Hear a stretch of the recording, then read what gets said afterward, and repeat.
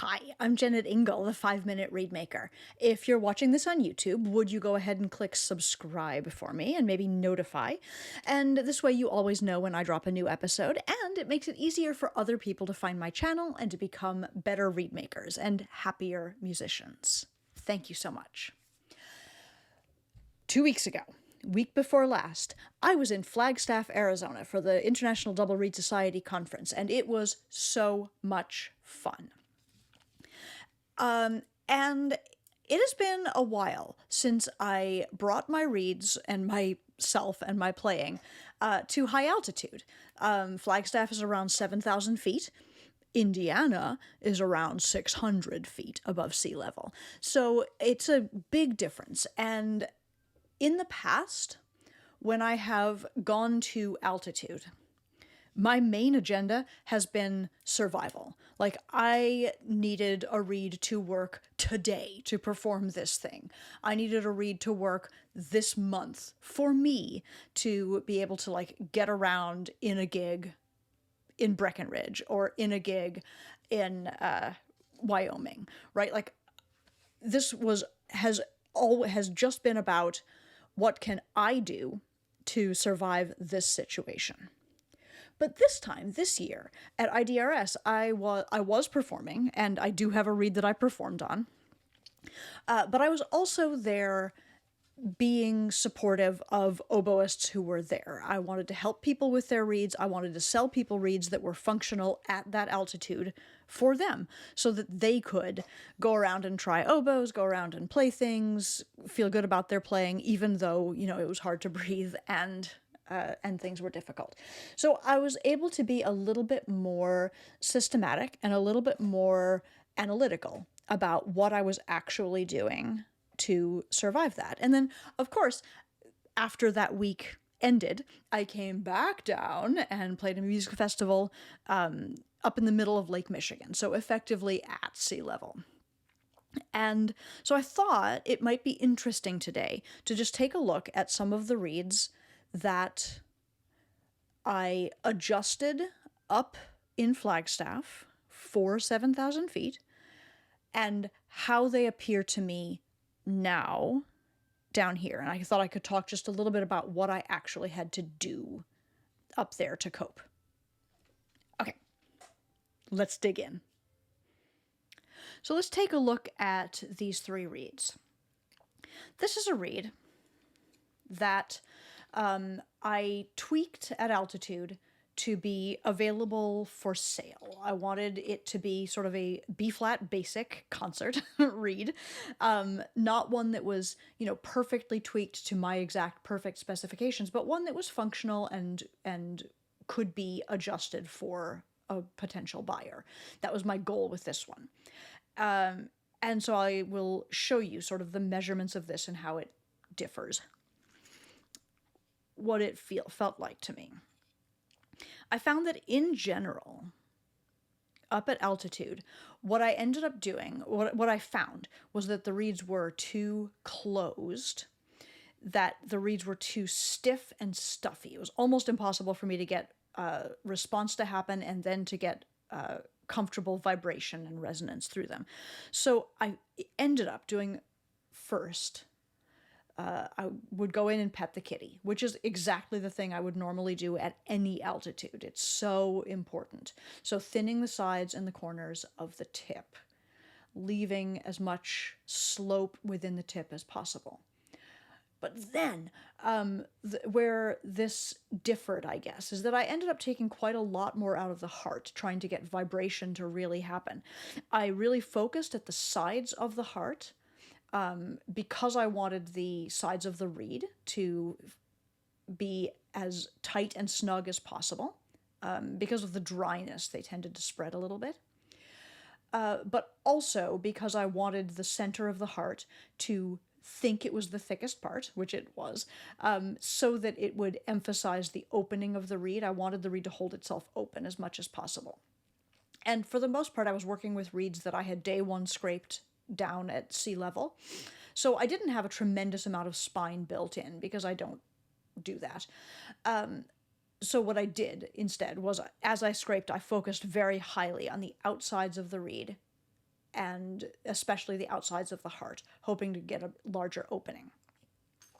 But I also scraped through the middle of the heart because that is what the reeds were telling me to do at that altitude. So here's this reed.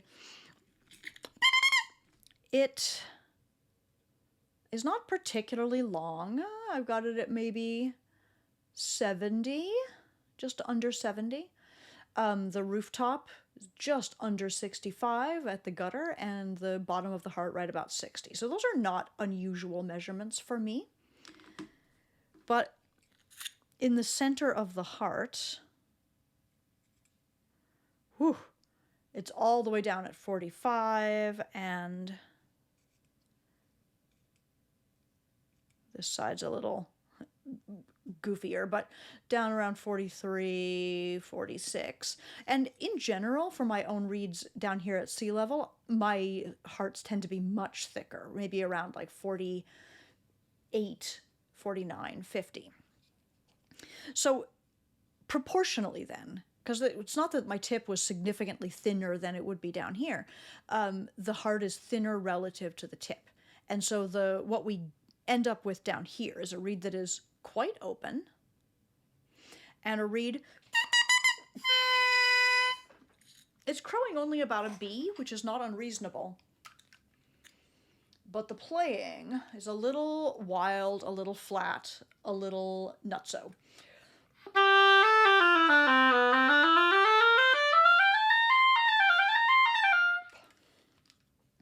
Because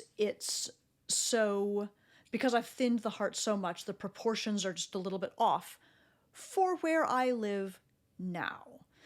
And this is what I found that I had to do over and over again for the reeds that I wanted to make work up at Flagstaff at 7,000 feet. Here is a reed from my own case on one of my fancy Winfield tubes that I tried to remake for myself because I had a performance to make, right, to do. I had to give a recital. This didn't end up being my recital reed, but it was my second choice. So it became functional up there for sure. Again, you will notice that it's relatively pretty open. It actually got quite short during my process up there.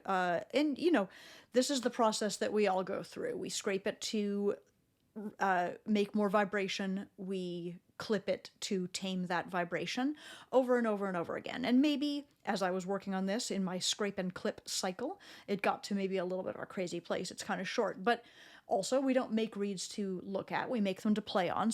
And all I needed it to do was play. Notice that in the center of the heart, where are we at now? 44, and whoa, down as low as 40 over here. And when I go to play it now, again, down at sea level, it's crowing a C, but a flat C.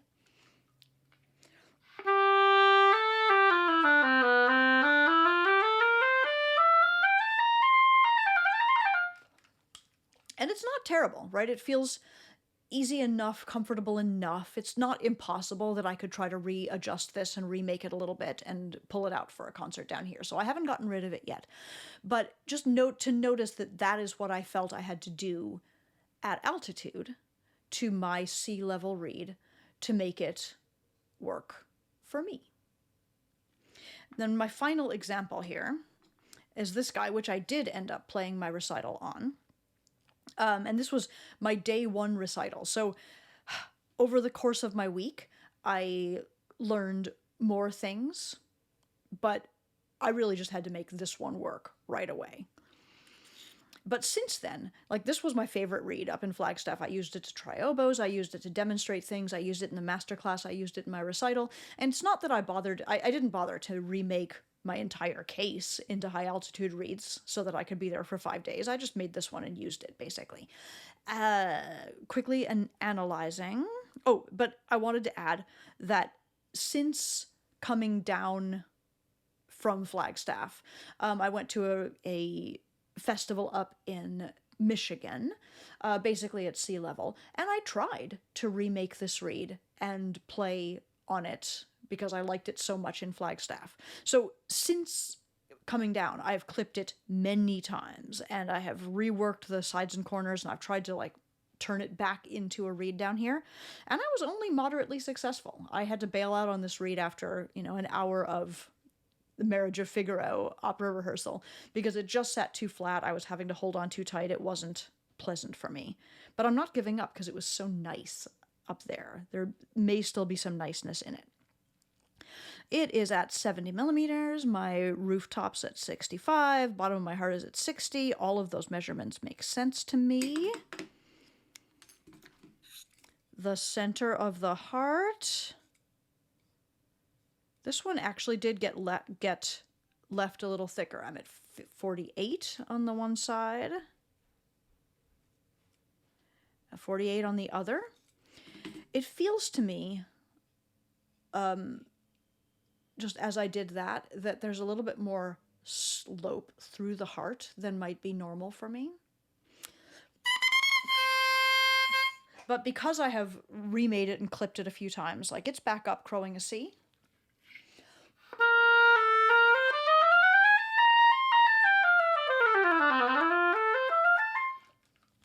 And to be honest, like right here in my room in Indiana, not in a performance situation, I'm actually feeling pretty comfortable with it. So what is my message?